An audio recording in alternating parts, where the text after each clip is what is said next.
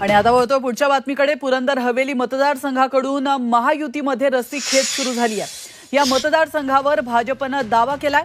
पुरंदरच्या विकासासाठी भाजपचाच आमदार हवा असा दावा भाजपचे माजी आमदार अशोक टेकवडे यांनी केलाय।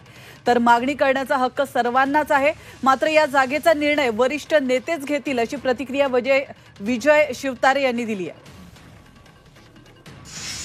भारतीय जनता पक्षाकडूनच केंद्राचा निधी आणि राज्याचा निधी मिळू शकतो। त्यासाठी सगळे जनतेचं म्हणणं आहे भारतीय जनता पक्षाचा आमदार झालं तरच आपलं बरं होईल, अन्यथा दुसरं कोण आमदार झालं तर त्याच्यामध्ये अडचणी आपल्या जागेवर राहतील।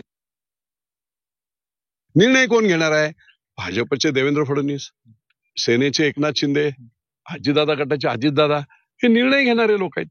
मागणी प्रत्येक मतदारसंघात प्रत्येक पक्षाकडून होणार आहे, हे कॉमन फिनोमिना आहे ना। त्याच्यामुळे मागणी केली म्हणून काय चूक झाला असं काही नाही। महायुती ठरवेल।